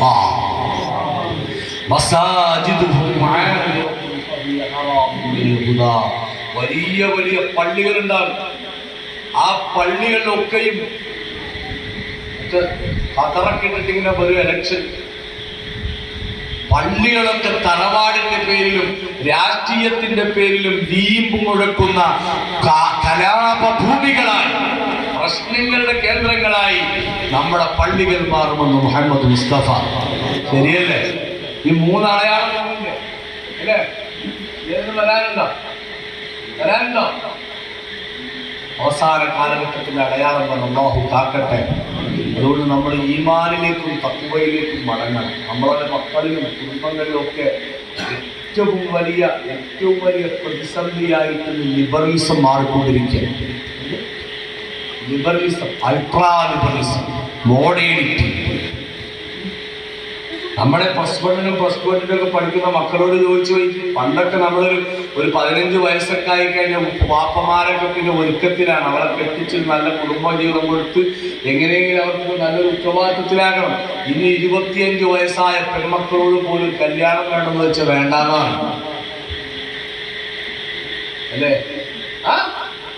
കല്യാണം വേണ്ട. ഇപ്പോ ആണുങ്ങൾ പെണ്ണുങ്ങളാവുന്ന കാലം, പെണ്ണുങ്ങൾ ആണുങ്ങളാവുന്ന കാലം അല്ലേ? ഇപ്പൊ യൂട്യൂബിൽ കണ്ടില്ലേ 15 കൊല്ലം ഒരു പള്ളിയിലെ ഉസ്താദ് ഇപ്പൊ പെണ്ണായില്ല. അള്ളാഹു കാക്കണം. ആ ഉസ്താദ് 15 കൊല്ലം ഒരു പള്ളിയിലെ ഖത്തീബായിരുന്നു. പ്രവാസിക്ക് കണ്ടാർന്ന മൂപ്പര് വലിയ ആയത്തക്കോടിയാണ്. ഇപ്പൊ മൂപ്പത്തിക്ക് ഇങ്ങനെ കുറെ നാള് അക്കിപ്പാത്രം ബിരിയാണി പത്തിരത്തിന് അത്യാവശ്യം ചോരൊക്കെ മെച്ചപ്പെട്ടപ്പോ മൂപ്പത്തി തോന്നി ഞാനൊരു പെണ്ണായാലെന്താ. അപ്പൊ സാരിയൊക്കെ കൊടുത്ത് മുല്ലപ്പൂക്കെ ഇട്ട് ഇപ്പൊ പെണ്ണായിട്ട് നടക്കുക. അങ്ങനത്തെ കുറെ അസുഖങ്ങളാണ്. പണ്ട് മുജാഹിദ് ജമാഅത്ത് ഖാദിയാനി തബ്ലീഗ് എന്നൊക്കെ പറഞ്ഞ അതാണ് നമ്മുടെ നാട്ടിലെ പ്രശ്നം. ഇപ്പൊ നമ്മുടെ നാടുകളിലും വീടുകളിലും ഒക്കെ ലിബറലിസം. നമ്മുടെ മക്കൾ സ്കൂളിൽ നിന്നൊക്കെ പഠിച്ചു വരുന്നതാ. ആണും കൂടി പ്രേമിക്ക്. ഈ ഇവിടെ ഉള്ള പെൺകൊച്ചല്ലേ അല്ലേ? അവിടെ പേരെന്താ? സജിനായ. ഈ രണ്ടുപേരും കോഴിക്കോട് സൗദി അറേബ്യ വലിയ ചാനലൊക്കെ ഇപ്പൊ അല്ലേ? ഇപ്പൊ വ്യാപകമാണ്. ആണിനെ ആണ് സ്നേഹിക്കുക, പെണ്ണിനെ പെണ്ണ് സ്നേഹിക്കുക, അവര് കല്യാണം കഴിച്ച് ജീവിക്കുക.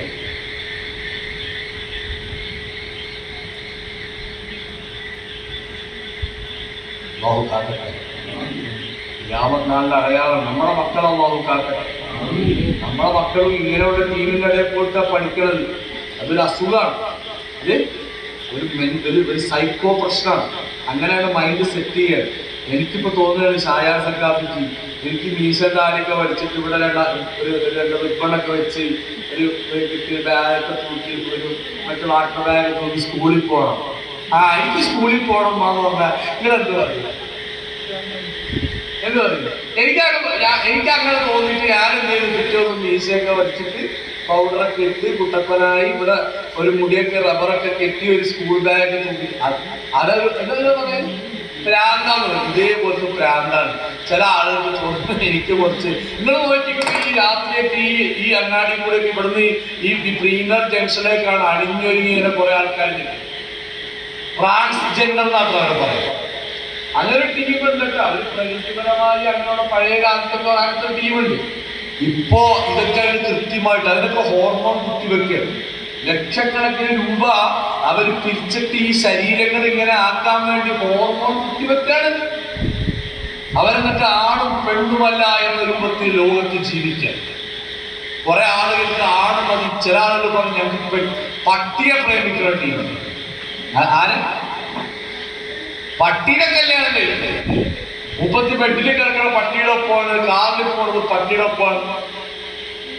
പണ്ടൊക്കെ ഒന്ന് പറക്കത്താന്ന് ചെറിയ ചെളിമഴികെ തറയാണെങ്കിലും ആ ഓലമേഞ്ഞ കൂരയാണെങ്കിലും അന്ന് ഹോസ്പിറ്റലും സംവിധാനം 8-10 മക്കളൊക്കെ ഉണ്ടോ അല്ലേ? ആ കഞ്ഞിപ്രാക്ക് പെരുന്നിട്ട് കല്ലുകൊണ്ടെടുത്ത് പാടത്ത് പോയിട്ട് ആ വാപ്പ ഉള്ളത് കൊണ്ട് അധ്വാനിച്ച് വീട്ടിൽ കൊണ്ടുവന്ന് ആ കൊടുക്കുന്ന കഞ്ഞിക്ക് വലിയ വർക്കത്താണ്.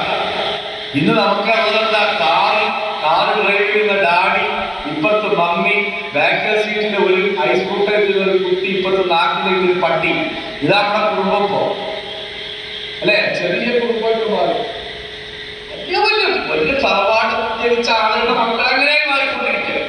അപ്പൊ ദയനീയമായ ഒരു അവസ്ഥയിലേക്ക് നമ്മുടെ ചുറ്റുപാട് കൂട്ടുകുത്തുമ്പോ എന്റെ പ്രിയപ്പെട്ട ഉമ്മമാരെ, സഹോദരിമാരെ, നമ്മൾ പൂർണ്ണമായ തഖ്വയിലേക്ക്, റസൂലുള്ളാഹിയിലേക്ക് ലയിക്കണം. ഹബീബിനിലേക്ക് നമ്മുടെ മക്കളെ ലയിപ്പിക്കണം. അല്ലാഹു തൗഫീഖ് നൽകട്ടെ. നമ്മുടെ ആൺമക്കളും പെൺമക്കളും ഒക്കെ ആ രൂപത്തിലായി മാറണം. അല്ലാഹു തൗഫീഖ് നൽകട്ടെ.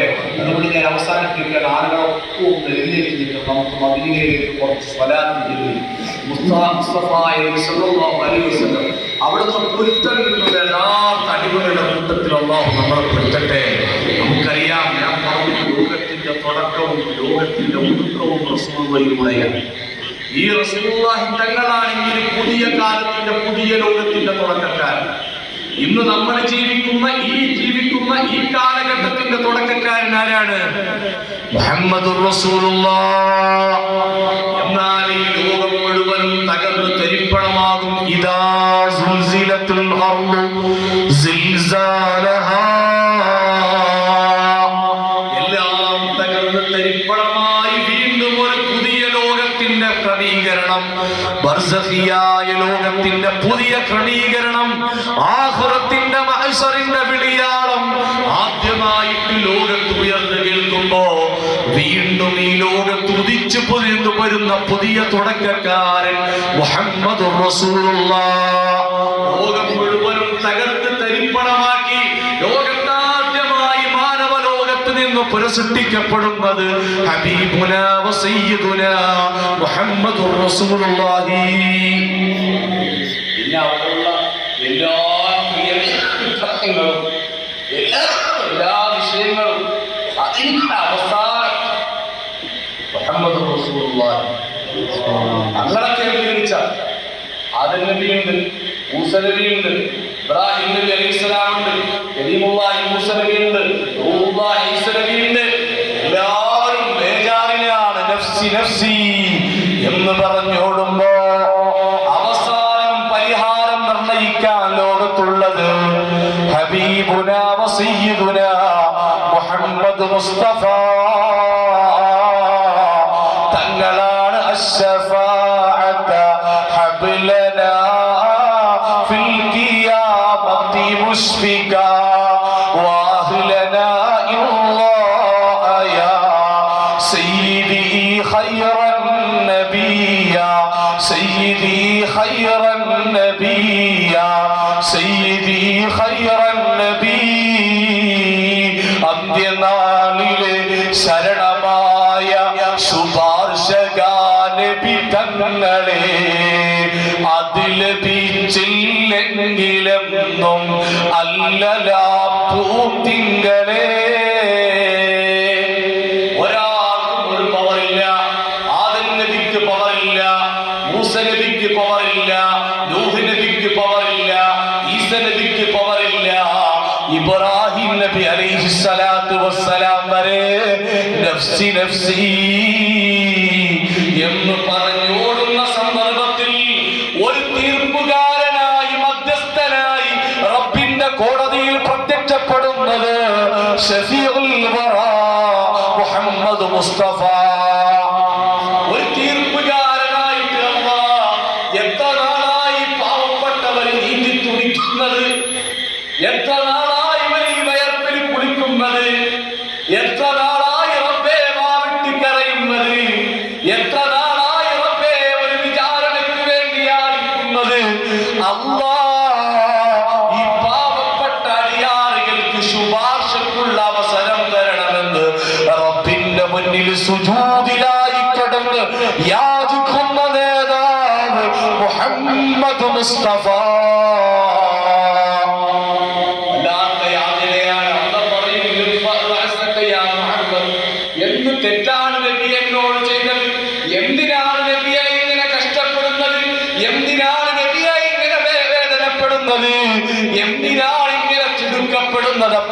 പറയും നബിയേ, ഉളിയന്നൂരിലെ തകർത്ത് പെയ്യുന്ന പേമാരിയുടെ സായാഹ്നത്തിലും അല്ലാഹുവിന്റെ ദീനിനു വേണ്ടി ഒരുമിച്ച് കൂടിയ ഒരു പറ്റം യുവാക്കളുണ്ട്, ഉമ്മമാരുണ്ട്, പെങ്ങന്മാരുണ്ട്. അവരെ ഈ കൂട്ടത്തിൽ കാണുന്നു. അല്ലാഹ് എനിക്ക് ശുപാർശക്കുള്ള അവസരം തരണേ അല്ലാഹ്. അല്ലാത്ത രംഗാണ് മനുഷ്യര, ചെറിയ രംഗമൊന്നുമല്ല. ഇന്ത്യാവിലെ ഒരു സൂചിക്ക് ഒരു ദിവസം തീരണമെങ്കിൽ നമ്മുടെ ഘടികാരത്തിലെ വലിയ സൂചി 24 മണിക്കൂർ ഇങ്ങനെ കറങ്ങുമ്പോഴേക്ക്, അല്ലെ, 24 മണിക്കൂർ ഇങ്ങനെ ചുറ്റുമ്പോഴേക്ക് ഒരു ദിവസം കഴിയും. ആഖിറത്തിലെ ഒരു ദിവസമോ, ആഖിറത്തിലെ ഒരു ദിവസമോ ഫീ യൗമിൻ കാന മിഖ്ദാറുഹു 50 അൽഫ സന. ദുനിയാവിലെ 50,000 വർഷമാണ് ആഖിറത്തിലെ ഒരു ദിവസം. ഈ ദുനിയാവിൽ 50,000 വർഷം ജീവിക്കുന്ന അത്ര ദൂരമാണ് ആഖിറത്തിലെ ഒരു ദിവസം. ഒരു ചാനകരത്തിലെ സൂര്യൻ, താഴെ ചുട്ടുപഴുത്ത തറ, ലോകത്തിൽ കോടാനകോടികൾ, അതിലെ വലിയ പാപികൾ, അവരുടെ ശരീരത്തിൽ നിന്ന് ഉരുകിയൊഴിക്കുന്ന വിയർപ്പിന്റെ ഗണം, അതിങ്ങനെ വലിയ തളം കെട്ടി നിൽക്കുന്ന കടലിൽ, അതിൽ നമ്മളിങ്ങനെ മുങ്ങിത്താഴുകയാണ്. ആ സമയത്ത് റസൂലുള്ള വരും. പാവപ്പെട്ടവരാണ് റബ്ബേ, നീ എനിക്ക് ശുപാർശയ്ക്ക് അവസരം തരണം, തണല് വിരിക്കാൻ അവസരം തരണം. അതിൽ റസൂലുള്ളാഹി തങ്ങൾ പറയുന്നു, സബഅത്തുൻ യുളില്ലുഹുമുല്ലാഹു ഫീ ദില്ലിഹി യൗമ ലാ ദില്ല ഇല്ലാ ദില്ലുഹു. ഒരാളും തണല് വിരിക്കാത്ത, കാണാൻ പറ്റാത്ത വിജനമായ മരുഭൂമിയിൽ അല്ലാഹ് സൂര്യൻ ഇങ്ങനെ കത്തി നിൽക്കുന്ന സമയം 7 വിഭാഗം ആളുകൾ അല്ലാഹുവിന്റെ റസൂല് സെലക്ട് ചെയ്യുന്നു. അതിലൊരു വിഭാഗത്തെ റസൂലുള്ളാഹി തങ്ങൾ പഠിപ്പിച്ചത്, റജുലാനി തഹബ്ബാ ഫില്ലാഹ് ഇജ്തമഅ അലൈഹി വതഫറഖ അലൈഹി. ഓ കേരള മുസ്ലിം ജമാഅത്തിന്റെ പ്രവർത്തകരെ, SSFന്റെ പ്രവർത്തകരെ, SYSന്റെ പ്രവർത്തകരെ, റസൂലുള്ള നമ്മളെ എണ്ണിപ്പോയി. റസൂലുള്ളാഹിന്റെ ലിസ്റ്റിൽ നമ്മൾ പെട്ടുപോയി. ഹബീബ് പറയുന്നത് കേട്ടോ, റജുലാനി തഹബ്ബാ ഫില്ലാഹ്. അല്ലാഹുവിന് വേണ്ടി ഇഷ്ടപ്പെടുന്ന ചെറുപ്പക്കാർ. എന്തിനാണ് സയ്യിദുദ്ദീൻ ഹാജി ജാഫർ സാഹിബ് ഇഷ്ടപ്പെട്ടത്? എന്തിനാണ് ജാഫർ സാഹിബിനെ അതുപോലെ നവാസ് സാഹിബ് ഇഷ്ടപ്പെട്ടത്? ഞാൻ പേരറിയാവുന്ന ആളുകളുടെ പേര് പറഞ്ഞത് വിശ്വസിക്കണ്ട. എന്തിനാണ് ഷിഫാസിനെ ഇവിടെയുള്ള മറ്റുള്ളവർ ഇഷ്ടപ്പെട്ടത്? ഷിഫാസ് ഒരു പക്ഷേ പാർട്ടി അനുഭാവിയായേക്കാം, അതിന്റെ പേരിലല്ല. വലിയ തറവാടുകാരനായേക്കാം, അതിന്റെ പേരിലല്ല. സയ്യിദുദ്ദീൻ ഹാജിക്ക് വേറെ ദുനിയാവിൽ വലിയ പത്താസുകളുണ്ടായേക്കാം, അതിന്റെ പേരിലല്ല. മറിച്ച് അല്ലാഹുവിന്റെ ദീനിന് വേണ്ടി പ്രവർത്തിക്കുന്ന ഒരു കൂട്ടുകാരനാണെന്ന ബഹുമാനമല്ലേ? അല്ലാഹുവിന്റെ ദീനിന് വേണ്ടി ഒരുമിച്ച് കൂടുന്ന ഒരു സഹോദരനാണെന്ന ബഹുമാനമല്ലേ? അങ്ങനെ പരസ്പരം ബഹുമാനിക്കുകയും കൂടിച്ചേരുകയും ചെയ്യുന്ന ആളുകൾ അവർക്ക് അർശിന്റെ തണൽ ലഭിക്കുമെന്ന് മുഹമ്മദ് മുസ്തഫ. അല്ലേ, നമ്മൾ ദുനിയാവിൽ അത്യാവശ്യം നമ്മളായില്ലേ? ഇനി നമ്മളായില്ലെങ്കിൽ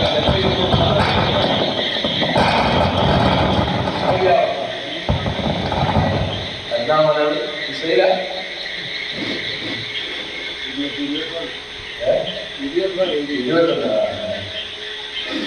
ഒരിക്കലും ഇസ്രയേലുള്ള കാരണം.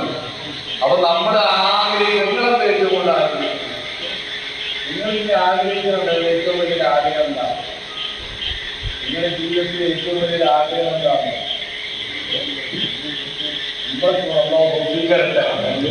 നമ്മുടെ ഏറ്റവും പ്രധാനപ്പെട്ട ആഗ്രഹം എന്നറിയാം, ആ റസൂലുള്ളാഹി തആല വലിയൊരു മീറ്റിംഗ്, അല്ലേ? റസൂലുള്ളാഹി ഇങ്ങനെ നിറഞ്ഞ കസേരയിൽ ഇങ്ങനെ പുഞ്ചിരിച്ചിരിക്കുകയാണ്. അവിടെ ഒരു മെമ്പറായിട്ട് നമുക്കൊരു ആ കൂട്ടത്തിൽ ഇങ്ങനെ ഒന്ന് കൂടാൻ നമ്മൾ ഹബീബിന് ഇഷ്ടപ്പെട്ട നോക്കി.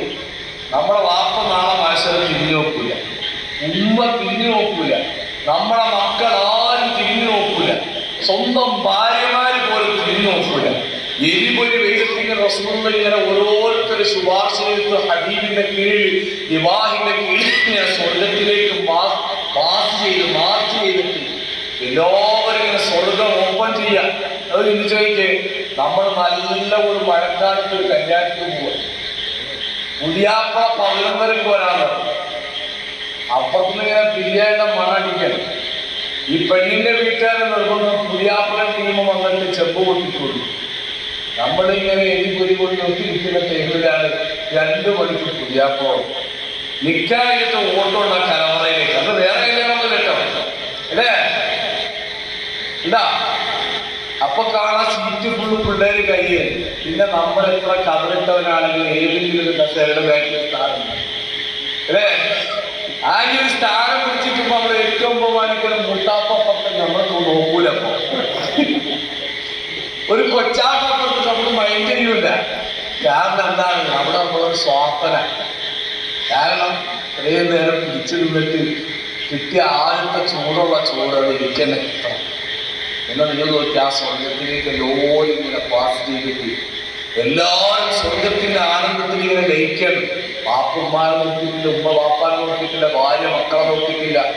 അതിലിങ്ങനെ ആനന്ദം നിർത്താടിപ്പിങ്ങനെ ആഹ്ലാദിക്കുന്ന സമയത്ത് ഒരു മനുഷ്യൻ ഇങ്ങനെ ഏന്തി വലിഞ്ഞു നോക്കുകയാണ്. സുബ്ഹാനല്ലാഹ്, ആരാണ് ആ ഏന്തി വലിഞ്ഞു നോക്കണമെന്നറിയുമ്പോൾ നമ്മുടെ നേതാവ് അഷ്റഫുൽ വറ മുഹമ്മദ് മുസ്തഫ. എന്നിട്ടിങ്ങനെ കണക്കെടുക്കാണ്. പഠിച്ചോനെ, 20 അവസാന കാലഘട്ടത്തിലെ പ്രതിസന്ധി നിറഞ്ഞ ഘട്ടത്തിലും എനിക്ക് വേണ്ടി ഒരുമിച്ച് കൂട്ടിയ, എന്നെ എനിക്ക് വേണ്ടി ശബ്ദിച്ച, അല്ലെങ്കിൽ എന്റെ ആദർശത്തിന് വേണ്ടി നിലവണ്ട കുറെ ആളുകളെ ഈ കൂട്ടത്തിൽ കാണുന്നില്ല. നിങ്ങൾ നോക്ക്, സ്വർഗത്തിൽ കടന്നു കഴിഞ്ഞിട്ട് ആ സ്വർഗത്തിൽ നിന്ന് പുറത്തു പോരാൻ ആഗ്രഹിക്കുന്ന ഒരേ ഒരു വ്യക്തി, അത് മുഹമ്മദ് മുസ്തഫ.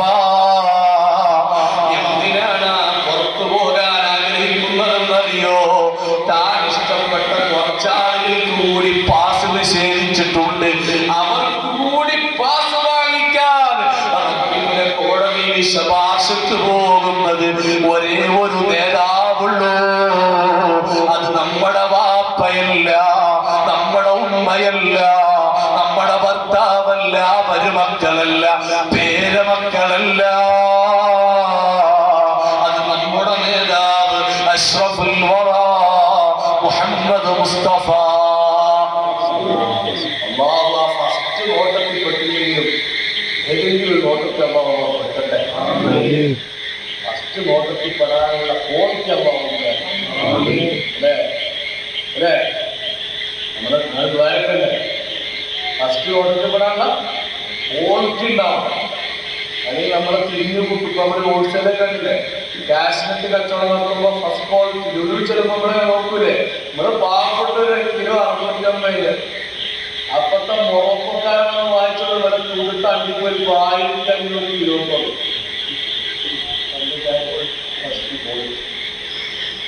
അപ്പൊ അള്ളാഹു നമ്മളെ നല്ല ക്വാളിറ്റി ഉൾപ്പെടുത്തട്ടെ. സയ്യിദുനാ അബൂബക്കർ സിദ്ദീഖും സയ്യിദുനാ ഉമർ ഫാറൂഖും നല്ല ക്വാളിറ്റിയുള്ള ആൾക്കാരാണ്. സയ്യിദുനാ ഉമർ ഫാറൂഖ്, സയ്യിദുനാ മഹാന്മാരൊക്കെ വലിയ ക്വാളിറ്റിയുള്ള ആൾക്കാർ. നമ്മുടെ അവസ്ഥ ആ ഇതിലെങ്കിലും ഉൾപ്പെട്ടിട്ട് അല്ലാഹു തആല നമ്മളെ സ്വർഗ്ഗത്തിന്റെ അവകാശികളിൽ പെടുത്തട്ടെ. ഹബീബിന്റെ ശഫാഅത്ത് നമുക്ക് അല്ലാഹു നൽകട്ടെ. അല്ലാഹുവേ, ഈ പരിശുദ്ധമായ മാസത്തിലെ ഏറ്റവും പുണ്യം നിറഞ്ഞ ഈ സായാഹ്നത്തിൽ ഞങ്ങൾ ഒരുമിച്ച് കൂടിയതിനെ നീ കബൂലാക്കണേ അല്ലാഹ്, സ്വീകരിക്കണേ അല്ലാഹ്.